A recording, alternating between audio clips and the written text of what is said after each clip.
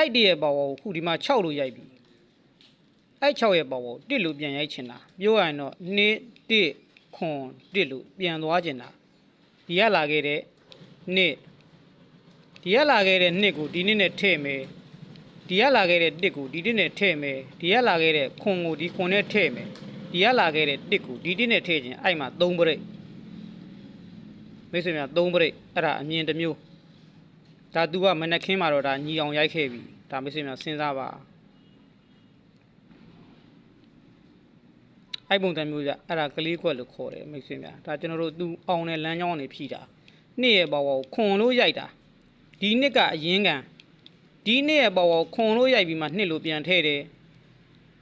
ဒီတစ်ရဲ့ဘောကို6လို့ရိုက်ပြီးမှဒီတစ်လို့ပြန်ထည့်တယ်ဒီခွန်ရဲ့ဘောကိုနှစ်လို့ရိုက်ပြီးမှဒီခွန်လို့ပြန်ထည့်တယ်ဒီတစ်ရဲ့ဘောကို6လို့ရိုက်ပြီးမှဒီတစ်လို့ပြန်ထည့်ချင်တာအဲ့မှာ3ပရိတ်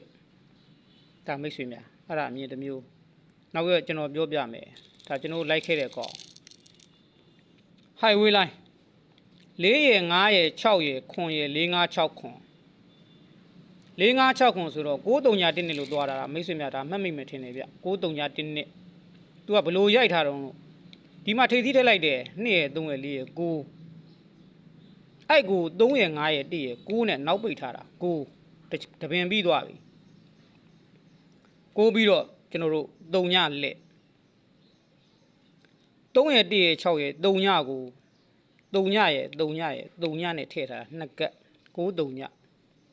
9 3ညပြီးတော့ဒီမှာ1အဲ့1ကိုလည်း8ရယ်9ရယ်6ရယ်1နဲ့ထည့်ထားတာ9 3ည1ပြီးတော့ဒီမှာ2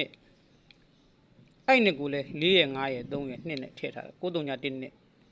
လာခဲ့တော့ကသူက4 5 6ခွန်လာတာဒီဘောကနေပြီးတော့4ရယ်5ရယ်6ရယ်ခွန်ရယ်လို့လာတာ4 5 6ခွန်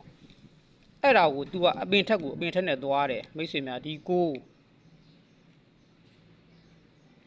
9နဲ့သွား